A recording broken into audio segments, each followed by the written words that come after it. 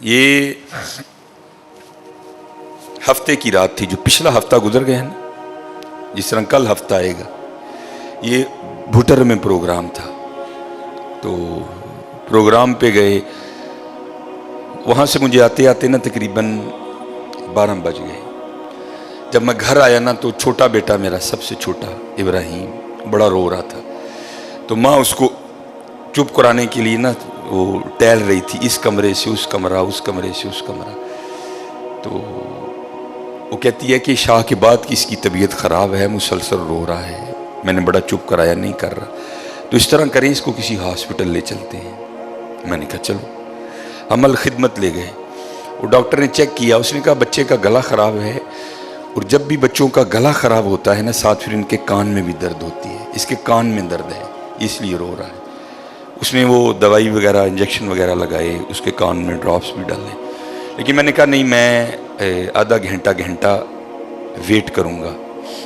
بچے کی جب طبیعت سنبھلے گی نا، میں پھر ہی گھر لے کے جاؤں گا. ہم وہاں بیٹھ گئے. خیر بچے کی طبیعت سنبھل گئی، ہم لے کے نا گھر آ گئے. اب ظاہر ہے بچے کی طبیعت خراب تھی، اس کی ماں نے عشاء کی نماز نہیں پڑھی تھی. میں نے فرض اور سنتیں پڑھ لی تھی، وتر اور نوافل میں نے بھی نہیں پڑھے تھے. وہ بچہ سو گیا، ہم نے اس کو چارپائی پہ لٹایا. آگے میں نے نماز شروع کر دی، میرے پیچھے میرے بیٹے کی ماں نے نماز شروع کر دی. اب میری وتروں کی نا دوسری رکعت تھی. ظاہر ہے ماں بھی یہاں ہی ہوگی، وہ فرض پڑھ رہی تھی، میں وتر پڑھ رہا تھا. یا اس کی تیسری رکعت ہوگی، یا اس کی بھی دوسری ہوگی، یا چوتھی ہوگی. اب اس کی نا آنکھ کھل گئی، اس نے بڑی شدت سے رونا شروع کر دیا. تو ہر مسئلے کی روح سے آپ نماز توڑ سکتے ہیں، کیونکہ وہ چارپائی سے بس گرنے ہی والا تھا. دودھ ابل رہا ہے، بی بی نماز پڑھ رہی ہے، نماز توڑ کے دودھ بچائے. کوئی کنویں میں گر رہا ہے، نماز توڑ کے اس کو بچاؤ. پہلے توڑ سکتے تھے، لیکن میں نے کہا نہیں، میں نہیں توڑنی. کوئی بات تھا نا حضرت، محبت تو تھی اولاد کی، لیکن دل تھوڑا سخت. لیکن ادھر کیا تھا؟ ادھر ماں تھی حضرت. اس نے کیا کیا؟ اس نے نماز توڑ کے نا بچے کو جا کے چارپائی سے اٹھا کے سینے سے لگا لیا. اب میں نے وتروں کی تیسری رکعت پڑھی تو میں مصلی پہ بیٹھ کے نا میں رو پڑا.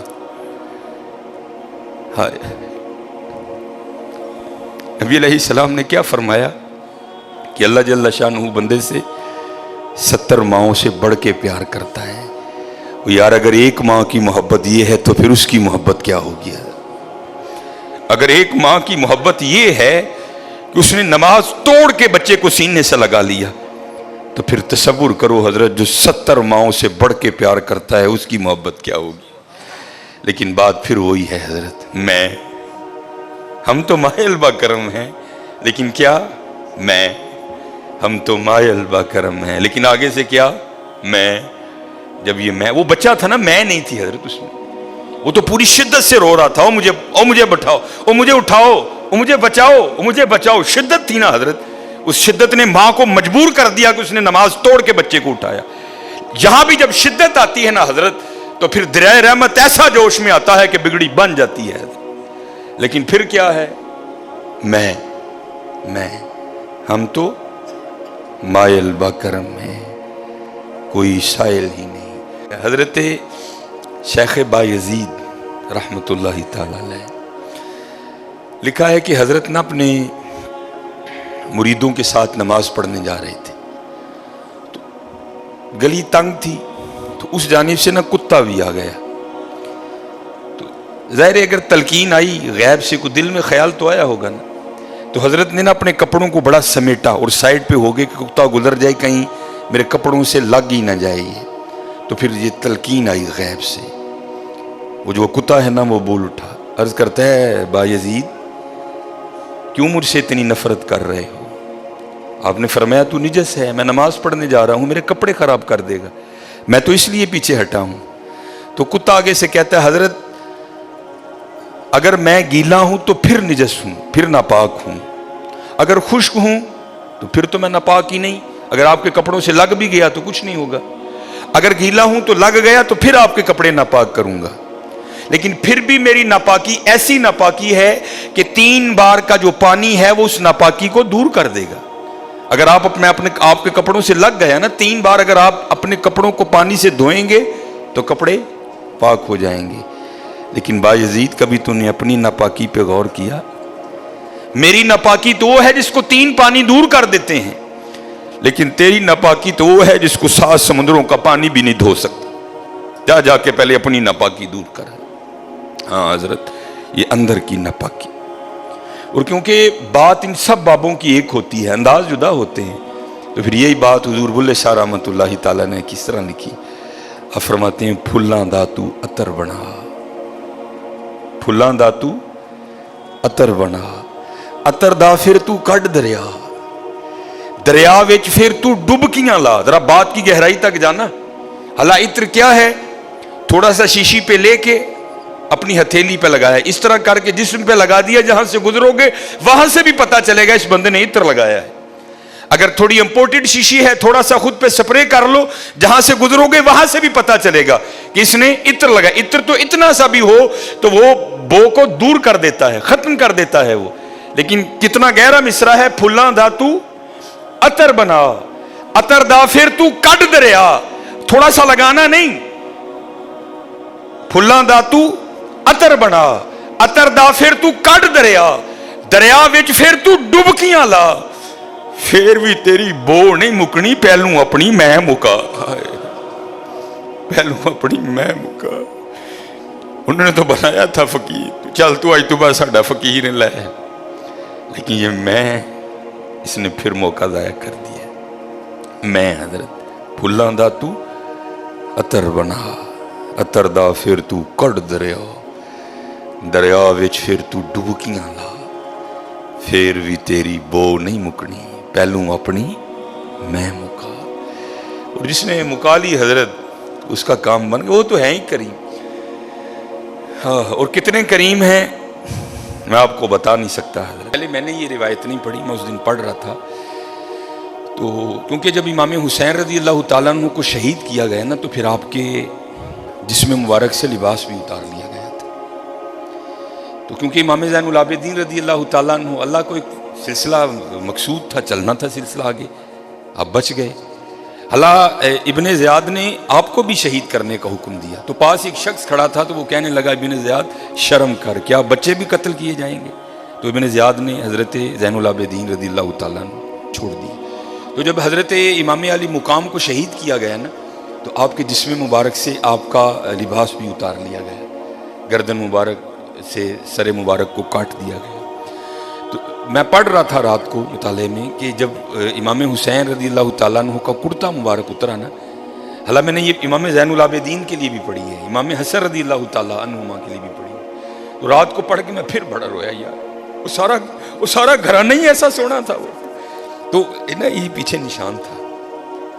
तो आपस में वो यजीदी सिपाही बातें करने लग गए, भाई ये तो शहजादे हैं, तो ये इनके पीछे निशान क्या है?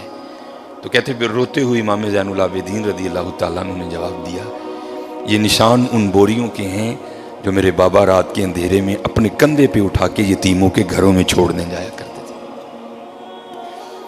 इमाम ज़ैनुल आबिदीन के लिए भी पढ़ी, इमाम हसन को बड़ा वो यार, सारा घराना इतना सखी था, इतना लजपाल घराना था सारा। हम सखी नहीं हैं, बड़े कंजूस लोग हैं हजरत। एक घर जाना था किसी वजह से, इससे पहले कि मैं जाके दरवाजे पे दस्तक देता, मुझसे पहले एक माई साहबा दरवाजे पे दस्तक दे चुकी थी। अपने हाथ में उन्होंने मिठाई की एक टोकरी उठा रखी, हाथ में उन्होंने काफ़ी कड़े पहने हैं, उंगलियों पर अम्मा जी ने वावी अंगूठियाँ पहन रखी, और इंतहाई मुतकब्बिराना अंदाज। मुझसे पहले उन्होंने दस्तक दे दी। एक छोटा सा बच्चा बाहर आया, तो उसको बड़े गंदे अंदाज में कहती है, जा भी अंदरू जाके को भांडा लिया, मुंडे की मंगनी की थी, तेरा मुंह मिठा करा। अब वो तो बच्चा था, उसको लगा शायद अम्मा सारी टोकरी मुझे ही दे जाएगी। वो भागता हुआ गया और अंदर से इतनी बड़ी थाली ले आया। अब मैं भी पास खड़ा हूँ। अब वो अम्मा ने बच्चे की तरफ बड़े गुस्से से देखा, लेकिन अम्मा को भी इतनी बड़ी थाली देख के शर्म नहीं आई कोई। उसने 2 लड्डू निकाले और रख दिए उसमें, और आगे चलती बनी। अब वो बच्चा अंदर लेके चला गया। उसके बाद क्या हुआ मेरे नहीं इल्म में कोई। बहरहाल थोड़ी देर बाद मैंने भी दरवाजे पर दस्तक दे दी। बच्चा छोटा आया, मैंने कहा पुत्र अब्बू घर हैं? मैंने उनसे जाकर को हाफिज सुलेमान आया है, तो वो अब्बू आए, उन्होंने अंदर। इससे पहले घर में क्या जंग हो गई मुझे नहीं पता कोई। اور بھائی گھر میں 10 افراد ہیں, تم 2 لڈو دے کے جا رہے ہو, بیچارے 2 لڈوؤں کا کیا کریں؟ سوچتا نہیں کوئی بھی یار. تیرے منڈے دی منگنی ہوئی ہے, مٹھیائی بانٹنا کو فرض ہے, وہ بانٹنی ہے, پھر دیکھ تو صحیح گھر میں فرد کتنے ہیں. اب اس سے پہلے گھر میں کیا جنگ لگ گئی مجھے نہیں پتا کوئی. میں جب گھر میں جا کے ڈرائنگ روم میں جو ان بیچاروں کا ماڑا سا تھا میں ہٹ گیا, تو اتنی آواز میری کان میں کسی عورت کی آئی, مرن جوگی کی لڑائی دے گی نہ ہی دے کے جاندی, کو فائدہ ہوا اس کو؟ دھیان رکھا کرو یار. منڈے کی منگنی کی, آپ کے پوتے کی, آپ کے دوتے کی مٹھیائی بانٹنا فرض نہیں ہے. خدا کا واسطہ جب بنڈنی ہے تو تھوڑا دل تو نکالو یار. کم از کم دیکھ لو اس گھر میں کتنے افراد ہیں. یہ جو 2 لڈو میں اپنے بیٹے کی مٹھائی کی دیکھ کے جا رہی ہیں, بیچارے کی کرن گے نا 2 لڈو اندر. اس سے پہلے اس اماں نے اس گھر سے کتنی بد دعائیں اکٹھی کر لی مجھے نہیں پتا کوئی.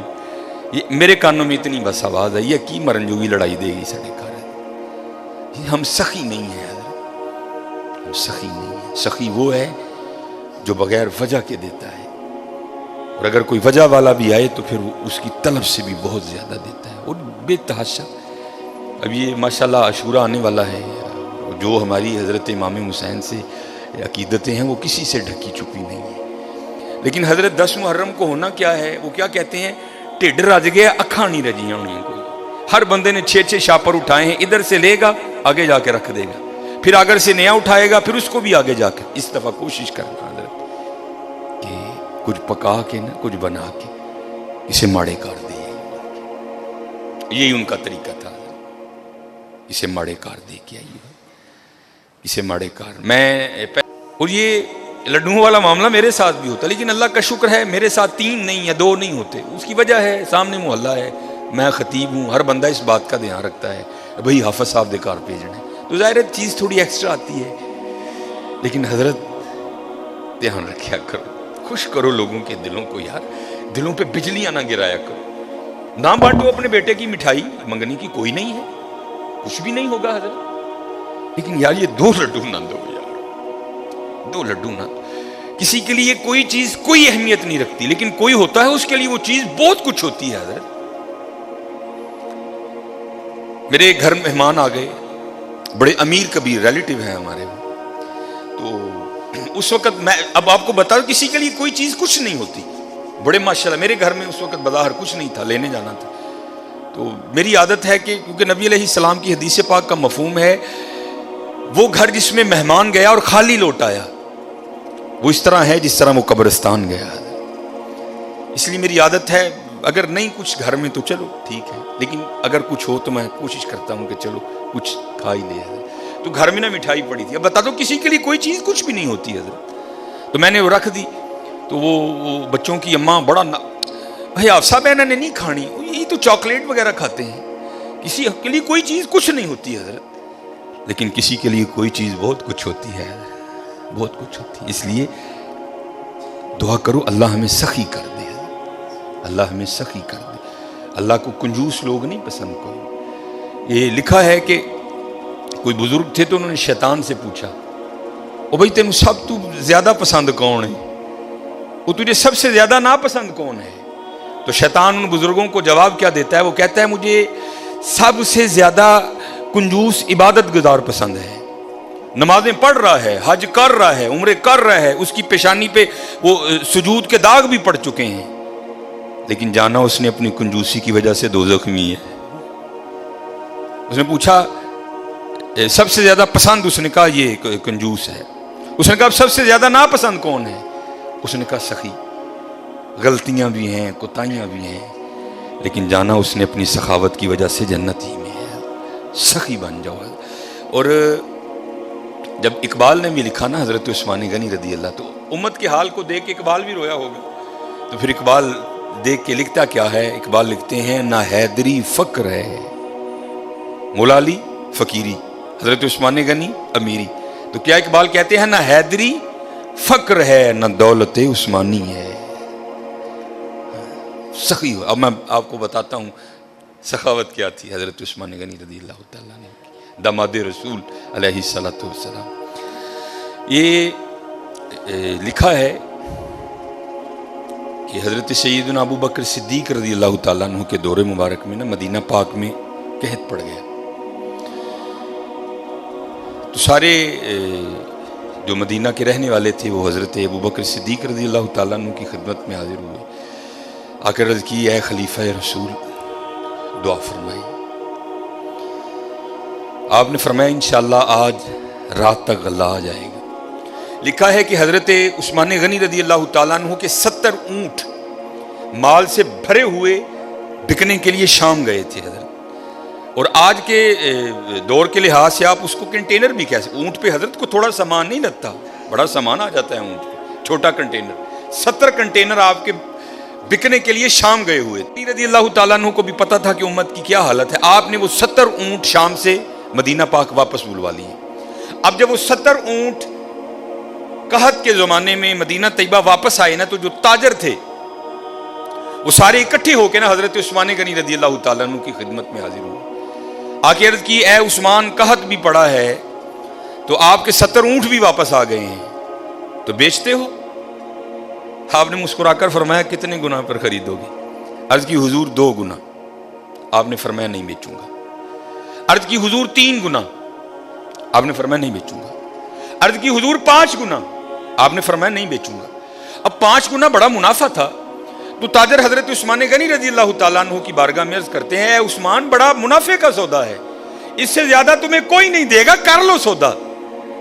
آپ مسکرا کر فرمانے لگے میں تو اسے بیچوں گا جو 10 گنا دے گا. اسے بیچوں گا جو 10 گنا دے گا. وہ تاجر آگے سے کہتے ہیں عثمان 10 گنا کون دے گا؟ تو آپ نے فرمایا کیا تم نے قرآن نہیں پڑھا؟ من جاء بالحسنہ بالحسنۃ فلہ عشر امثالہا. فرمایا اللہ کہتے ہیں او بندے تو 1 لے کے آ میں 10 دوں گا. آپ نے فرمایا میں نے اپنے اللہ سے سودا کر لیا ہے, میں نے اپنے اللہ سے سودا کر لیا. وہ کہتا ہے اور حضرت یہ 10 گنا سب سے کم مقدار ہے. یہ نہیں کہ اللہ نے کہہ دیا 10 پہ اینڈ کر دوں گا, یہ 10 سب سے اینڈ مقدار ہے. فرمایا اگر خلوص زیادہ ہوگا تو 70 گنا دوں گا, اگر اس سے بھی زیادہ ہوگا تو بغیر حساب دوں گا. آپ نے فرمایا اگر کوئی ہے 10 گنا والا تو بات کرو. میں نے کہا نہیں. آپ نے فرمایا میں نے اپنے اللہ سے سودا کر لیا ہے.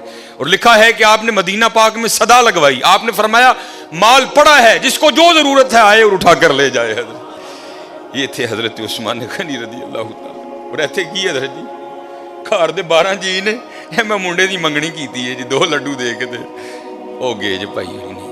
سخی بنو حضرت, بد دعائیں نہ لو, دعائیں لو لوگوں, سخی بنو. یہ لکھا ہے اس بات اللہ سانو معاف کر دے. بڑے کنجوس لوگ, بڑے ظالم حضرت, اللہ سانو معاف کر دے. جس کے پاس نہیں ہے چلو اس کی تو سمجھ آئی یار, جس کے پاس ہے وہ کیوں اس طرح ہے. اور ایک بات تھی بڑی دیر وہ واٹس ایپ پہ گھومتی رہی, اور حقیقت ہے ہم لوگ اسی طرح کرتے ہیں. کسی نے بڑی جوتی ماری تھی کسی کو, اس نے کیا لکھا, اس نے کہا ایک امیر عورت کپڑے کی دکان پر بیٹھ کر نا دکاندار کو کہہ رہی تھی او میرے منڈے دا ویاہ ہے تے جڑی سب نہ لو کوالٹی ہے نا ذرا منو وہ دکھا, میں اپنی کام والی نو کپڑے دینے. اور دوسری طرف کیا لکھا تھا کہ ایک غریب کام والی دکان پر کیا کہہ رہی تھی, اور میں جنہاں دے گھر کام کرنی ہے انہاں دے منڈے دا ویاہ ہے, ذرا منو مہنگا جہا سوٹ وکھا میں دینا ہے. ہائے ہائے, نہ حیدری فقر ہے نہ دولت ہے, عثمانی ہے. اور کنجوس نہ بنیو حضرت, کتی ظالم نہ بنیو, سخی بنیو, سخی بنیو حضرت. اللہ کو سخی بڑا پسند ہے. یہ اگر کوئی اس کا حوالہ دیں تو میں نے یہ بات کسی کتاب سے نہیں پڑھی. میں ایک دفعہ ایک ختم پر گیا, وہاں ایک بڑے بزرگ عالم دین تھے, انہوں نے یہ بات بیان کی, اس لیے مجھے حوالہ نہیں معلوم, لیکن بات بڑی مشہور ہے. یہ مدینہ پاک کا نا بڑا مشہور یہودی قبیلہ تھا بنو قریظہ. انہوں نے ایک وعدہ خلافی کی اور پھر سزا یہ آئی اللہ کی طرف سے کہ حکم دیا ان سب کی گردنیں اڑا دو. بنو قریظہ یہودیوں کا قبیلہ تھا, وہ سب کی گردنیں مار دی گئیں. نبی علیہ السلام موجود تھے, سب کی گردنیں اتاری گئیں. تو میں نے پڑھا نہیں، ایک عالم دین تھے اور ماشاءاللہ ان کا نام ہی ایک بہت بڑا حوالہ تھا. تو کہتے ہیں صرف ایک یہودی رہ گئے، آخری یہودی، حضرت علی رضی اللہ تعالیٰ عنہ گردنیں اتار رہے تھے. تو نبی علیہ السلام نے فرمایا علی سے چھوڑ دو، جانے دو اسے. اب یہ نہیں کہ نعوذ باللہ من ذالک، کیونکہ ان کی شان تو یہی سمینا و اطعنا، کوئی اختلاف نہیں تھا. یہ تھا راز جاننے کے لیے. مولا علی رضی اللہ تعالیٰ عنہ نے نبی علیہ السلام کی بارگاہ میں عرض کی، اللہ کے رسول یہ بھی تو یہودی ہے، جو قصور انہوں نے کیا تھا اس نے بھی تو کیا ہے. اے اللہ کے رسول آپ پر ماں باپ فدا ہوں، ان کی اتار دی، اس کو کیوں چھوڑ دیا؟ تو نبی علیہ السلام نے فرمایا اے علی رضی اللہ تعالیٰ عنہ، ابھی جبرائیل امین علیہ السلام خدا کا سلام اور پیغام لے کر آئے تھے، اور سلام کے بعد پیغام یہ آیا ہے محبوب اسے معاف کر دو، یہ سخی ہے، یہ غریبوں کو کھانا کھلاتا ہے.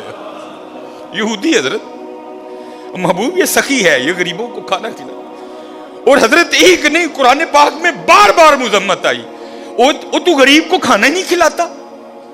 چلو میں دور نہیں لے کے جاؤں گا، وہ پارا جو آپ سارے کھول سکتے ہو، جو تقریباً 8ویں اور 9ویں اور 10ویں کے نصاب میں بھی شامل رہی، اور تقریباً اس وقت تقریباً وہی سارے چہرے بیٹھے ہیں جنہوں نے یہ نصاب پڑھ رکھا ہے. ارائیت الذی، سورہ ماؤن، ارائیت الذی یکذب بالدین فذلک الذی یدعو الیتیم، وہ یتیم نو تکے دیندا ہے. فلا یحض علی طعام المسکین، مسکین نو کھانا نہیں کھواندا. سورہ فجر 30واں پارہ، پھر وہی بات آئی حضرت، ولا تحاضون علی طعام المسکین، مسکین نہ دلوں پہ بجلیاں گرایا. منڈے کی منگنی کی مٹھائی بانٹنا فرض نہیں ہے حضرت، لیکن جے دین جاندے ہو خدا دا واسطہ ہے اپنی بیبیاں نو او چلیے اینا دھیان کر گھر جی کنے، یہ تیرے 2 لڈوؤں کا کیا کریں گے وہ غریب لوگ، حضرت دھیان کیا کرو. حضرت عثمان غنی رضی اللہ تعالیٰ. اب حضرت اب حالی بانٹتے نہیں تھے، اب بانٹنے کا بھی انداز سنو کیسا تھا ان لوگوں کا. نبی علیہ السلام نے گھر تشریف لائے. بظاہر کا لفظ ضروری ہے، بظاہر کچھ موجود نہیں تھا. آپ آئے، آپ نے آ کر پوچھا کچھ کھانے کو ہے؟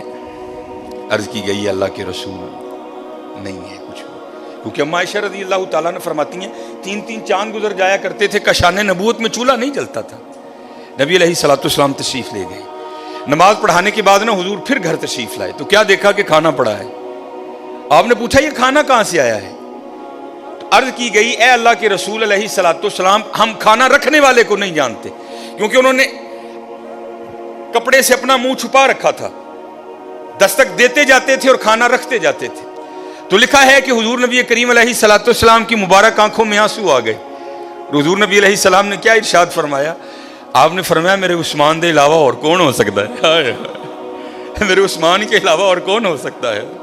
عثمان غنی رضی اللہ تعالیٰ، نہ حیدری فقر ہے نہ دولت عثمانی ہے. ہاں حضرت ہمیشہ دھیان رکھنا، ساریاں ورنہ اس بے نیاز دیا نہیں حضرت. اور وہ چاہتا تو سب کو امیر کر دیتا، وہ چاہتا تو کسی کو کسر نہ آنے دے، لیکن کیا تبارک الذی بیدہ الملک وہو علی کل شیء قدیر. ہاں کیا الذی خلق الموت والحیات لیبلوکم ایکم احسن عملا. اسی دیکھاں گے تہاڈے جو چنگے کام کیڑا کردا ہے.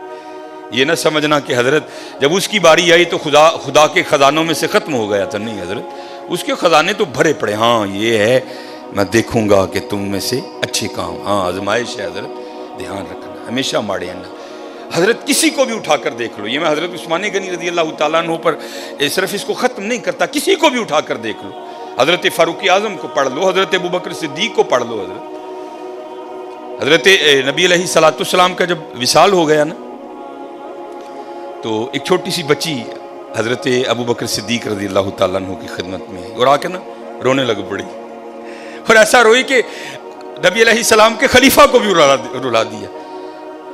جب تھوڑی اس کی طبیعت سنبھلی نا تو خلیفہ رسول علیہ السلام نے پوچھا رون کیوں رہی ہیں؟ تو کہتی ہے نبی علیہ السلام نے پردہ کر لیا، وصال ہو گیا حضور کا. تو آپ نے فرمایا تجھے کیا بتاؤں کہ ابو بکر کے دل پہ کیا گزر رہی ہے؟ تو آپ نے فرمایا رو کیوں رہی ہے؟ تو کہتی ہے گھر میں صرف میری دادی ہے جو نابینا ہے، امی انتقال کر گئی، والد صاحب ایک غزوے میں شہید ہو گئے، اب میں ہوں اور میری اندھی دادی ہے. ایک ہماری بکری ہے، اسی کے دودھ سے ہمارا گزر بسر ہوتا ہے. تو آپ نے فرمایا بکری مر گئی؟ وہ کہتی نہیں ہے. دودھ دینا چھوڑ دیا؟ نہیں، دے رہی ہے. تو آپ نے فرمایا رو کیوں رہی ہے؟ وہ کہتی ہے دادی اندھی ہے، وہ تو دودھ نکال نہیں سکتی، میں چھوٹی ہوں، مجھے نکالنا آتا نہیں. جب نبی علیہ الصلوۃ والسلام حیات تھے تو آپ روز آیا کرتے تھے اور ہمیں دودھ نکال کے دیا کرتے تھے.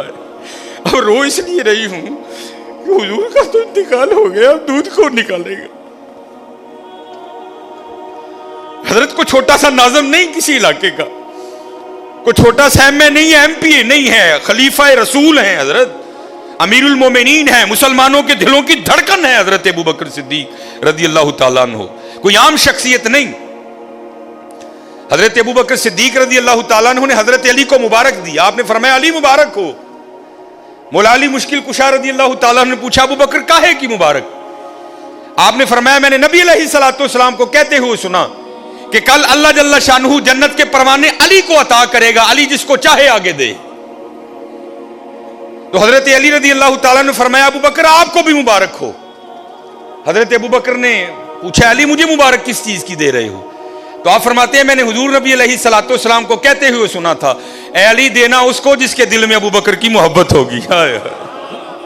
چھوٹا نام نہیں ہے ابوبکر، حضرت کو محلے کا چھوٹا سا ناظم نہیں ہے، خلیفہ رسول ہیں حضرت، خلیفہ رسول. آپ رو کر فرمانے لگے ابوبکر مر نہیں گیا، جب تک ابوبکر رہے گا آج کے بعد تیری بکریوں کا دودھ آ کر ابوبکر نکالا کرے گا. دلوں پہ بجلیاں نہ گراؤ حضرت، دعائیں لو. اسی اپنے کار بد دعاواں دے ڈیر لا لے دیں حضرت، بد دعاواں ہی بد، اپنے خلاف دعائیں کرنی حضرت، دعائیں لو حضرت، دعائیں. جس کو اٹھا کر دیکھو حضرت، جس کو پڑھ لو، تم کسی کو سخت نہیں پاؤ گے، تم ہر ایک کو اسی طرح کا پاؤ گے. وہ اقبال نے کہا تھا نا ہو ہلکا یاراں تو بریشم کی طرح نرم. یہ مومن کی بات ہو رہی ہے. ہو ہلکا یاراں، حضرت سیدنا عثمان غنی رضی اللہ تعالیٰ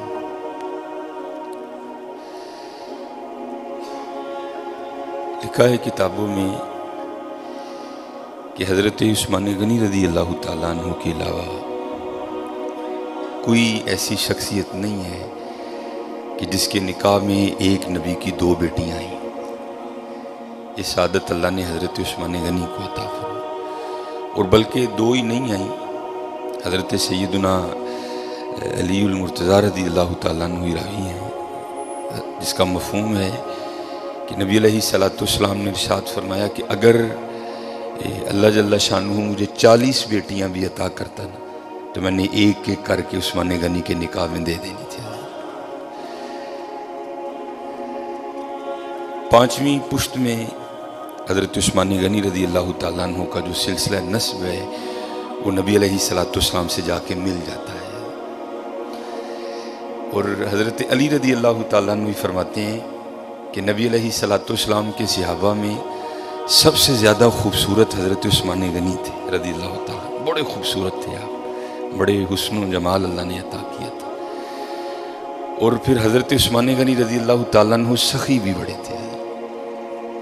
ہم سخی نہیں کوئی بھی، ہمارے تو آگے جب تک کو بندہ آدھا گھنٹہ آ کے اپنا رونا نہ روئے ہم کہاں دیتے ہیں. سخی وہ ہوتا ہے جو بغیر وجہ کے بھی دے دیتا ہے، اور اگر کوئی مانگنے آتا ہے تو پھر اس کی طلب سے بھی زیادہ دیتا ہے. اب بہت سخی تھے. اگر کبھی آپ کتابیں اٹھا کر مطالعہ کریں تو آپ کو بہت زیادہ معاملات ایسے ملیں گے. حضرت عثمان غنی رضی اللہ تعالیٰ عنہ کی سخاوت کے بڑے سخی تھے، بہت زیادہ عطا فرماتے تھے. لیکن اب تو حضرت بس دینا ہم نے کیا ہے، ہم تو دلوں پہ بجلیاں گراتے ہیں. یہ تھوڑے دن پہلے ہی نا ہمارا تو کام ہی حضرت یہ ہے، یہاں سے وہاں، وہاں سے یہاں اور یہاں سے پھر وہاں. ایک گھر جانا تھا، لوگ نا اپنے گھروں میں بد دعائیں اکٹھی کر کے بیٹھے ہوئے ہیں اور پھر ہمیں بلا کے کہتے ہیں جی دعا کرو. وہ ہماری دعا میں اتنی کہاں طاقت آ گئی جو اتنی بد دعاؤں کی تلافی کر دے. میں آپ کو بتاتا ہوں کس طرح لوگ ہم ہائیں کس طرح لیتے ہیں، اور اس کی وجہ کنجوسی، ہماری کنجوس بڑے ہیں ہم. لیکن دکھ کی بات یہ ہے کہ ہم اپنی ذات کے لیے کنجوس نہیں ہیں. گھڑی بڑی مہنگی خریدنی ہے، موبائل آئی فون سے نیچے نہیں لینا، لیکن جب معاملہ اللہ اور اللہ کے رسول کا آئے گا پھر ہم. یہ تھوڑے دن پہلے ہی میں نے مشاہدہ کیا. ایک گھر جانا تھا کسی وجہ